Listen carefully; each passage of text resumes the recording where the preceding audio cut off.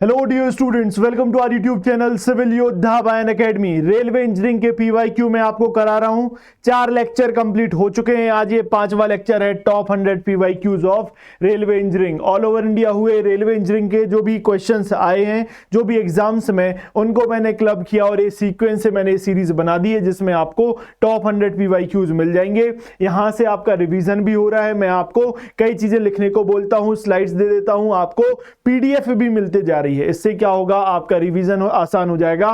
Copy एक जरूर बना लेना, उसमें लिख लेना। इतना बस कर लोगे तो रेलवे का सवाल अब गलत नहीं होगा। चलो शुरू करते हैं आगे। चलो क्वेश्चन, आज का सवाल चालू करते हैं। क्या क्वेश्चन नंबर 41। 40 सवाल कर लिए हैं, नंबर पे मत जाना, फिर से बोल रहा हूं, रिवीजन पूरा मैंने करा दिया। 40 सवाल जरूर हैं, लेकिन एक एक कंटेंट आपको दिया है, वो बहुत सारे सवाल अपने आप में बन सकते हैं। Clear. Question number 41, the size of the ballast used on Indian railways for wooden sleepers. तो बोल रहा है वुडन स्लीपर्स के केस में साइज ऑफ बैलास्ट क्या होगा।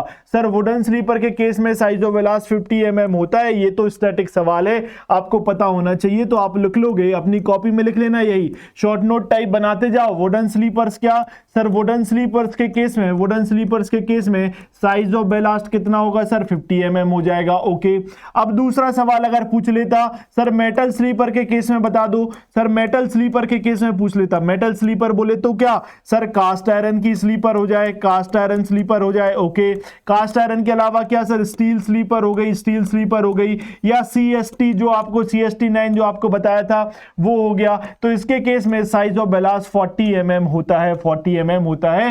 ये किसकी बात चल रही है सर, साइज ऑफ बैलास्ट की बात चल रही है, साइज ऑफ बैलास्ट की बात चल रही है। क्लियर। ओके, नाउ एक सवाल और पूछता है, ये तो एक ये हो गया, 2 हो गए, और एक सवाल और पूछता है पॉइंट एंड क्रॉसिंग पर।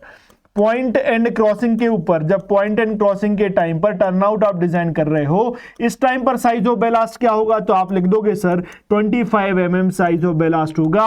ये 3 इंडिविजुअल सवाल हैं। अब आप बोलोगे सर नंबर ऑफ क्वेश्चन तो 41 हुए, लेकिन मैं आपको एक्स्ट्रा जानकारी देते जा रहा हूं, ये भी कहीं ना कहीं पूछी गई है, तो ये कवर हो जाती है इस सवाल से। क्लियर है। तो 25 mm point and crossing, 40 mm for metal sleeper, CST9 cast iron steel sleeper बोल दो, और 50 mm for what, wooden sleeper. एक सवाल clear. Next question, next question number 42 क्या बोल रहा है, at a rail joint ends of adjoining rails are connected with a pair of fish plates and कितने बोल्ट। बोल रहा है अगर मैं आपको पेयर ऑफ रेल बताऊं, अभी देखना ध्यान से सुनना, आपके लिए ये एक रेल थी, यस सर, ये एक रेल थी, यहां आपको दूसरी रेल से इसको जोड़ना था, दूसरी रेल से आपको इसको जोड़ना था। ओके, आपने एक फिश प्लेट यहां पर लगाई, एक फिश प्लेट यहां पर लगाई इसको, और यहां पे इसको कनेक्ट करने के लिए दूसरी फिश प्लेट ये यहां पर आपने लगा दी। क्लियर। 2 फिश प्लेट लगा दी, एक फिश प्लेट ये है, दूसरी फिश प्लेट ये है। एक फिश प्लेट में नंबर ऑफ बोल्ट पूछेगा तो आप बोल दोगे कितने यूज होते हैं, 2। एक फिश प्लेट में 2 नंबर ऑफ बोल्ट, और दूसरी फिश प्लेट में भी क्या होंगे सर, 2 नंबर ऑफ बोल्ट होंगे। तो सवाल पढ़ो अब क्या, eight a rail joint ends of adjoining rail, and है ये 2 एडजॉइनिंग रेल के, आर एडजॉइनिंग का मतलब होता है एक के बाद दूसरी जो लगातार लगी हुई है, are connected with a pair of fish plate, pair 2 fish plate यहां पर लगी हुई हैं, तो टोटल नंबर ऑफ बोल्ट इस केस में क्या हो जाएंगे सर, 4 बोल्ट, 4 फिश बोल्ट हो जाएंगे। क्लियर हुई ये बात। तो आपको मैंने लास्ट क्लासेस में भी इसका बताया था, वो गलती से शायद 8 बोल दिया था, वो गलत था, ये 4 बोल्ट यहां पर लगेंगे। क्लियर है। तो अगर सिंगल फिश प्लेट पूछे तो 2 बोल्ट, और अगर पेयर ऑफ फिश प्लेट पूछे तो आप बोल दोगे सर 4 बोल्ट यहां पर लगाए जाते हैं। क्लियर है। ओके, ये आपको रियल डायग्राम दिखा दिया, 1 2 3 4 ये बोल्ट, 2 एडजॉइनिंग रेल जुड़ रही हैं। Okay, next question number 43, minimum packing space provided between 2 sleepers is. बोल रहा है 2 स्लीपर्स अगर मैं आपको बना के दिखाऊं, ये देखो, ये 2 स्लीपर्स आपको मैं बना के दिखा रहा हूं, ये देखो एक स्लीपर, ये इसका मैं प्लान दिखा रहा हूं। ओके, एक स्लीपर ये, ओके एक स्लीपर ये आपको बना के दिखा दी, देखो एक स्लीपर ये आपको बना के दिखा दी। ठीक है, तो यहां मैं आपको बोलूं, एक मिनट साइड हो जा भाई, ये 2 स्लीपर आपको बना के दिखा दी। ठीक है, नाउ इन दो स्लीपर्स के बीच में बोल रहा है स्पेस, मिनिमम पूछ रहा है, मिनिमम कितना स्पेस आप इन स्लीपर्स के बीच में प्रोवाइड करोगे। ओके सर, ये आपने स्लीपर बनाई है, मैं आपको एक रेल बना के दिखाता हूं। ये रेल्स हैं जो कि इस स्लीपर पे से गुजर रही हैं। क्लियर? ओके, जब रेलगाड़ी चलती है, रेलगाड़ी इस डायरेक्शन में जा रही है। ओके सर, तो इसमें क्या होता है, इसमें लेटरल मूवमेंट होता है, ऐसे ऐसे ऐसे ऐसे लेटरल मूवमेंट होता है रेलगाड़ी में। तो क्या होगा सर, लेटरल थ्रस्ट लगता है, लेटरल थ्रस्ट लगेगा, इस कारण से लेटरल इनस्टेबिलिटी आ सकती है किसमें, रेल के बीच में। इसलिए क्या करते हो आप, स्लीपर भी उसमें प्रोवाइड किया जाता है। एक ये भी रीजन है स्लीपर को प्रोवाइड करने का। ओके, तो सर जितने मर्जी चाहो उतनी नंबर ऑफ स्लीपर लगा दो, जितनी ज्यादा स्लीपर आप लगाओगे उतनी ज्यादा लेटरल स्टेबिलिटी मिल जाएगी। ये बात भी समझ में आती है। लेकिन सर मैं मर्जी के हिसाब से स्लीपर्स नहीं लगा सकता। लो, एक स्लीपर ये लगा दी, एक स्लीपर ये लगा दी, मैंने नंबर ऑफ स्लीपर्स बढ़ा दी, नंबर ऑफ स्लीपर्स बढ़ा दी ताकि लेटरल स्टेबिलिटी बढ़ जाए। लेकिन क्या सर, मेरा काम यहां पर बैलास्ट प्रोवाइड करना भी है। यहां पे अगर मैं बैलास्ट प्रोवाइड नहीं करूंगा तो ये स्लीपर रेस्ट किस पर करेंगी, इनके बीच में बैलास्ट की पैकिंग भी अच्छे से होनी चाहिए। तो आप चाहोगे सर इनके बीच में एक मिनिमम स्पेसिंग इतनी तो दी जाए ताकि हम पैकिंग अच्छे से कर पाए। किस चीज की पैकिंग सर, बैलास्ट की पैकिंग में हम अच्छे से कर पाए। तो इसलिए क्या करोगे सर, मिनिमम स्पेसिंग में प्रोवाइड करूंगा, मिनिमम स्पेसिंग प्रोवाइड करूंगा। और वो मिनिमम स्पेसिंग कितनी होनी चाहिए सर, ये मिनिमम स्पेसिंग की बात करूं तो ये लगभग 300 से 350 mm ये मिनिमम स्पेसिंग होनी चाहिए। क्लियर है ये बात? तो आप ये मिनिमम स्पेसिंग की बात करिए। और मैक्सिमम कितनी, कम से कम तो इतनी होगी, लेकिन सर मैक्सिमम स्पेसिंग की बात करूं अगर मैं, तो ये मैक्सिमम स्पेसिंग 600 mm तक जा सकती है। तो ये वैल्यू थी किसकी, मिनिमम की, मिनिमम स्पेसिंग बिटवीन स्लीपर। तो आपने बोला 300 से 350 mm, तो आपका option number B will be correct. और मैक्सिमम स्पेसिंग, और ज्यादा से ज्यादा कितने दूर रख सकते हो, 600 mm, इससे ज्यादा दूर नहीं रखोगे। ये तो इंटरमीडिएट स्लीपर की बात हो गई।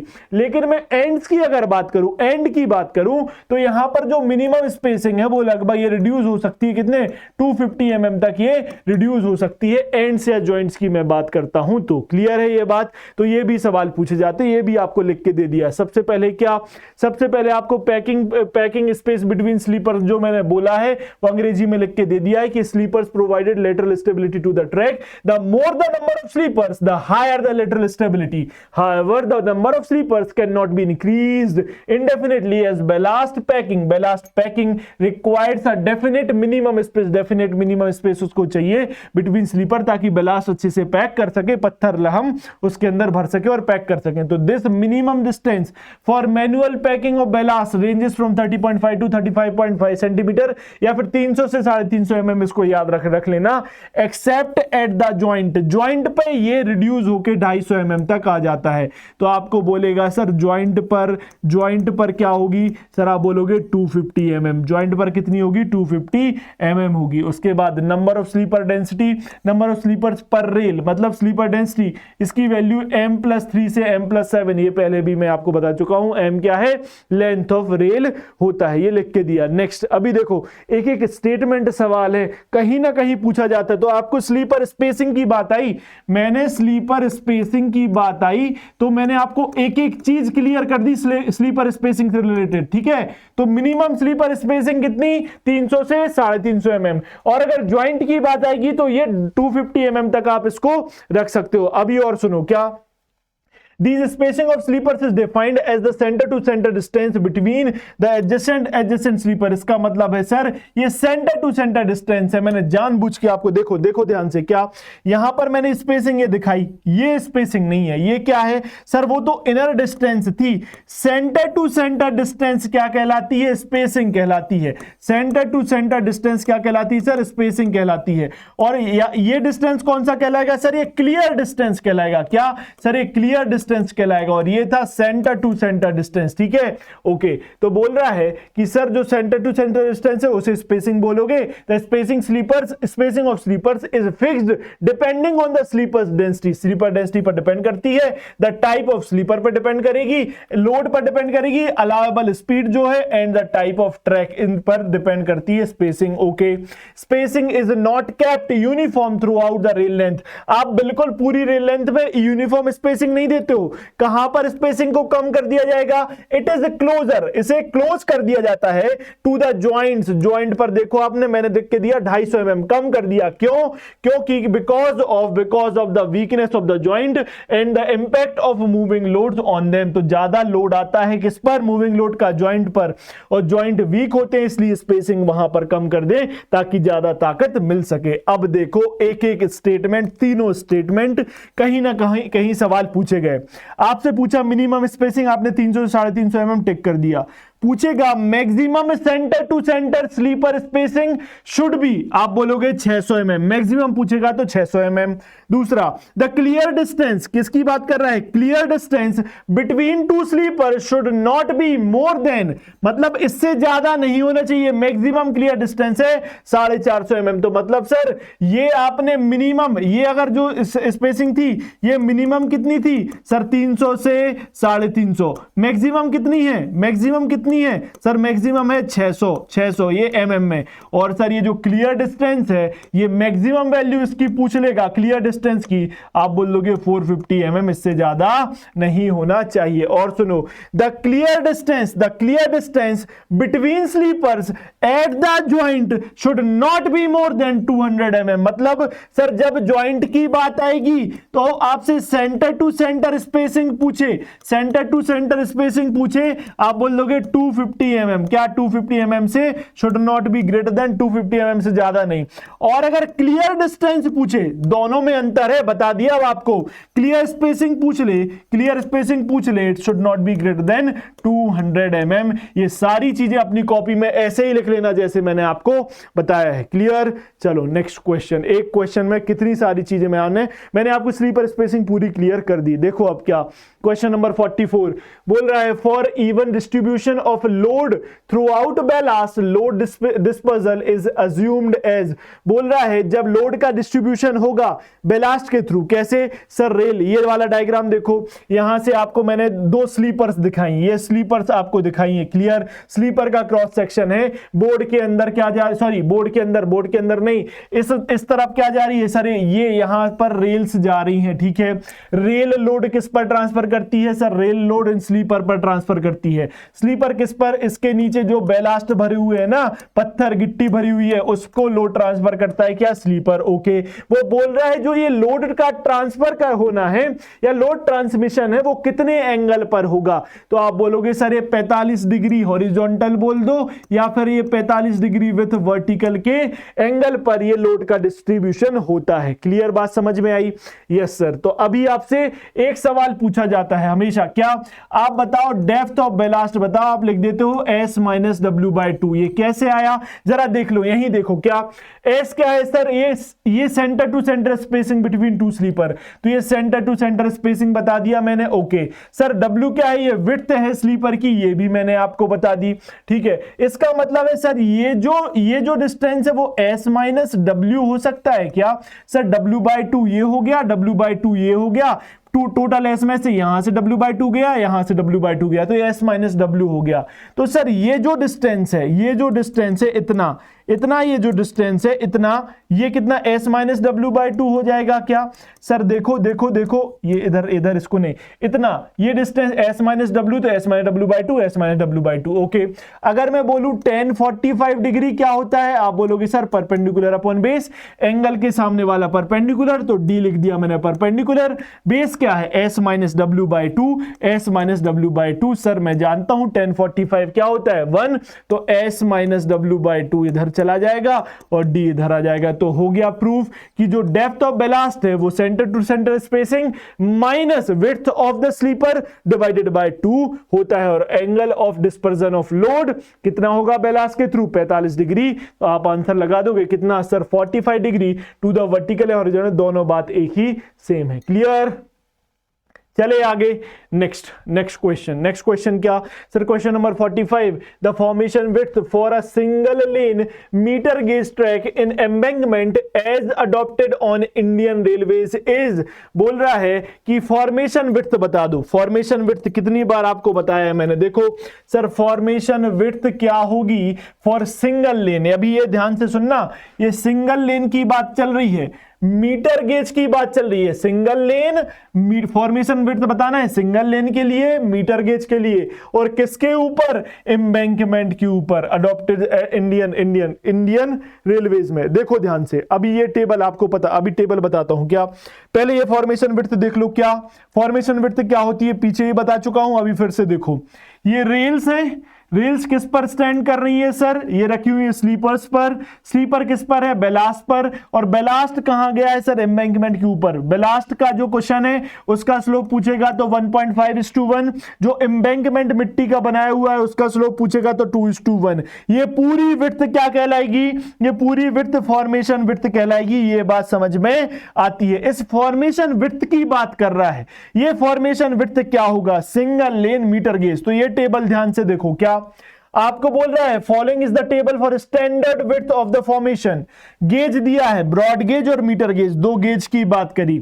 अगर टाइप ऑफ फॉर्मेशन आपका एम्बैंकमेंट हो सकता है और कटिंग हो सकता है। ये क्या होता है? ये होता है एम्बैंकमेंट, उठा हुआ पोर्शन। कटिंग क्या होता है? ये जो गड्ढा किया हुआ है कटिंग है। तो भाई एम्बैंकमेंट में ज्यादा विड्थ होगी, कटिंग में कम विड्थ होगी, ये समझ में आता है।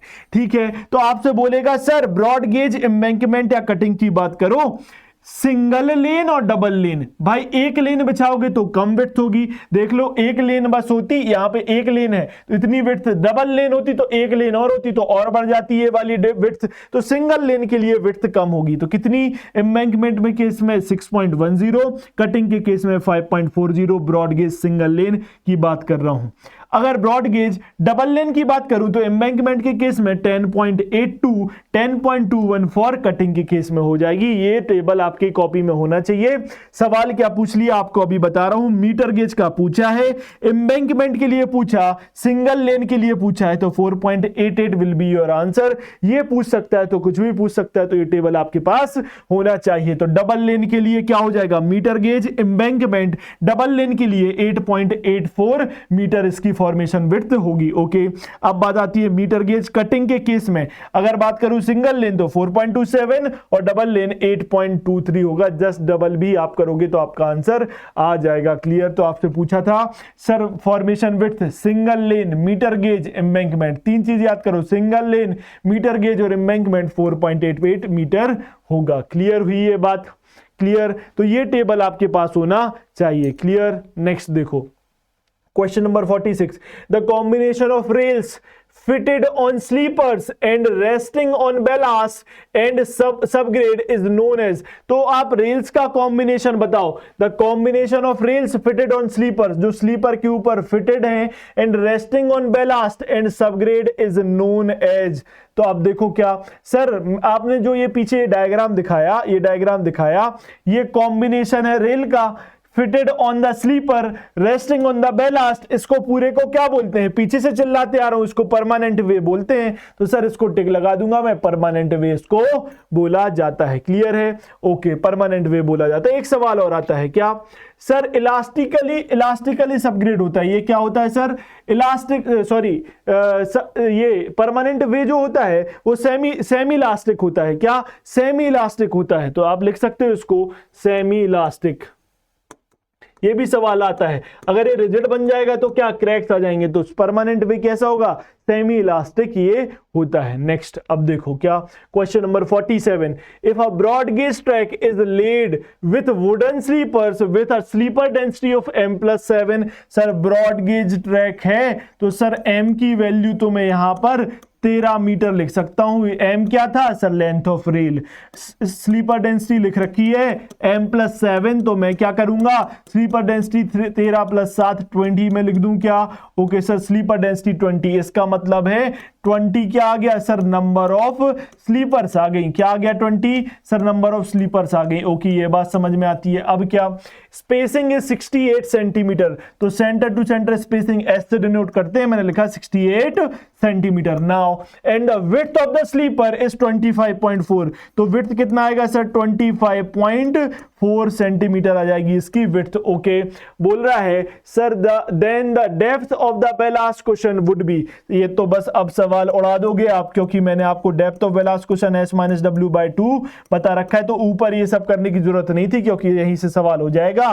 क्या था ये 68 माइनस 25.4 डिवाइडेड बाय 2। ठीक है, तो ये कितना हो जाएगा सर, ये 6 इधर बचेगा कितना, 7 में से 5 गया तो 2 यहां बचा कितना, ये 42.6 डिवाइडेड बाय 2 कितना 21.3 हो जाएगा। Depth of ballast 21.3 centimetre. Clear, तो कहां गया option number D, option number D will be correct option. Clear, value put करना था डेप्थ ऑफ बेलास्ट से रिलेटेड जो भी चीजें थी मैंने आपको सारी पीछे क्लियर की, यहां सवाल भी करा दिया। Next question, question number 48, calculate the number of sleepers required for 1 kilometre. अब देखो स्लीपर डेंसिटी का ये एक टाइप का और सवाल जो लगातार पूछा जाता है।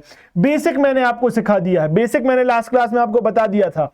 Calculate the number of sleepers required for 1 metre for 1 kilometre railway track. तो टोटल लेंथ क्या है रेलवे ट्रैक की, देखो फिर से जीरो से जाओ, टोटल लेंथ कितनी है सर, टोटल लेंथ दे रखी है 1 किलोमीटर। कितनी, 1 किलोमीटर। कितना हुआ ये 1000 मीटर हो गया। जीरो से सिखा रहा हूं फिर से, देखो ध्यान से। If sleeper density is n+4, तो सर स्लीपर डेंसिटी दे रखी है कितनी, n+4। ओके, कौन सा ट्रैक है ये नहीं बताया अभी, ये देखो ब्रॉड गेज दिया है ट्रैक का, तो सर 13 ब्रॉड गेज में n की वैल्यू होती है 13 प्लस 4 कर दूंगा तो ये कितना हो जाएगा 17 क्या आ गया सर, नंबर ऑफ स्लीपर आ गई। नंबर ऑफ स्लीपर कितने में आ गई सर, ये 1 रेल लेंथ में, एक रेल लेंथ में नंबर ऑफ स्लीपर 17 है। ओके सर 1000 मीटर का पूरा ट्रैक है, बोल रहा है and the length of 1 rail for broad gauge 13 metre दिया है। क्या, calculate the number of sleepers required for 1 kilometre railway track. 1 kilometre में कितनी नंबर ऑफ स्लीपर आएंगी। ओके सर, तो मैं फिर से वही जो लास्ट क्लास में समझाया था फिर से देखो, मैंने आपको ये रेलवे ट्रैक बताया 1 किलोमीटर का। ठीक है सर, 1 किलोमीटर का ट्रैक था, यहां पर एक 13 मीटर की रेल है, एक 13 मीटर की रेल है और बहुत सारी रेल्स आपने लगाई 13 मीटर की। ये 13 मीटर की आपने रेल यहां बिछा दी सर, तो ये टोटल नंबर ऑफ रेल्स कितनी आएंगी 13 मीटर की। सर 13 मीटर की कितनी टोटल नंबर ऑफ रेल्स आएंगी, आप बोल दोगे सर, इसको ये ऐसे भी तो समझा सकते हैं, आप बोल दोगे सर टोटल मेरे पास 1000 मीटर की लेंथ है, एक रेल की लेंथ 13 मीटर है, तो टोटल नंबर ऑफ रेल्स आ जाएंगी क्या sir, total number of rails आ गई मेरे पास। ओके सर, एक रेल में 17 स्लीपर आती हैं, तो टोटल नंबर ऑफ रेल में कितनी स्लीपर आएंगी, आप 17 का इंटू कर दोगे। तो सर आपको अगर ऐसे बोलूं, एक स्टेप और बढ़ा देता हूं, देखो तो टोटल नंबर ऑफ स्लीपर लिख दिया, total number of sleepers, total number of sleepers कितनी हो जाएंगी, टोटल नंबर ऑफ रेल्स कितनी थी आपके पास 1000 डिवाइडेड बाय कितना 13, ये नंबर ऑफ रेल्स पता चली। एक रेल में 17 स्लीपर, तो टोटल नंबर ऑफ रेल कितनी हो जाएंगी 1000 बटा 13 इंटू 17, तो 1000 by 13 into 17 is what 1308, कितना 1308 अप्रोक्सीमेट आंसर आपके पास आ जाएगा। तो C will be correct option, C will be correct option हो जाएगा। क्लियर है, ये आपको लास्ट क्लास में भी ऐसे जीरो से बताया था और आपको अब पता चल गया कैसे करना है। और क्या डायरेक्टली अगर आपको कैसे आपको टोटल नंबर ऑफ स्लीपर निकालना है, तो टोटल लेंथ डिवाइडेड बाय क्या कर दोगे sir, length of 1 rail into number of sleepers या स्लीपर डेंसिटी जो भी आपकी वैल्यू आएगी उससे मल्टीप्लाई करके आपको आंसर आ जाएगा। ऐसे भी याद कर सकते हो अगर नहीं समझ में आ रहा, वैसे तो जीरो से मैंने समझा दिया है। देखो नेक्स्ट क्वेश्चन नंबर 49 क्या बोल रहा है सर, ये कहता है कि the normal size of the ballast use for points and crossing. लो भाई, पॉइंट्स एंड क्रॉसिंग के लिए अभी बताया था 25 mm यूज होगा, तो कहां है 25, ये देखो 40 mm किसके लिए है, फिर से रिवाइज करो, मेटल ट्रैक के लिए 40 mm किसके लिए है, मेटल ट्रैक। कौन सा सर, कास्ट आयरन हो जाए, स्टील का हो जाए या फिर CST9 जो आपको बता रखा है पहले। ठीक है, central standard trial. Okay 50 mm किसके लिए है सर, ये वुडन स्लीपर के लिए, यही तो पहला सवाल था, वुडन स्लीपर के लिए साइज ऑफ बेलास्ट आपको ये बता दिया, ये पॉइंट ऑफ क्रॉसिंग के लिए 25 mm। क्लियर, चले आगे next question number 50, which type of rail is specifically designed for use in tramways. अब आपको ट्रैमवेज पता होता तो आप आंसर लगाते भी, ट्रैमवेज ही नहीं पता है तो क्या करोगे सर, ट्रैमवेज ही नहीं पता है। अभी देखो, अभी समझाता हूं क्या होता है। और स्ट्रीट रेलवेज। अब समझ में आया थोड़ा बहुत? जो स्ट्रीट रेलवेज हैं या फिर आप बोलोगे उनको क्या बोला जाता है? ट्रैमवेज। स्ट्रीट रेलवे मतलब आपने देखा होगा सड़कों पर, सड़क के ऊपर से ट्रेन की एक पटरी चली जाती है, देखा होगा आपने? नहीं देखा तो आपके लिए इमेज लेके आया हूं, देखो ये आपने ऐसा देखा होगा, यहां पे ये सड़क गई है, ऊपर से ट्रेन की पटरियां यहां से गई हैं, इस आकृति को क्या बोला जाता है? सर ये मैंने आपको रियल इमेज दिखाई, इसको ट्रैमवेज या स्ट्रीट रेलवेज या बोला जाता है। ठीक है, तो स्ट्रीट रेलवेज या ट्रैमवेज बोल दिया जाएगा। Where the rail is top surface is level with the road surface.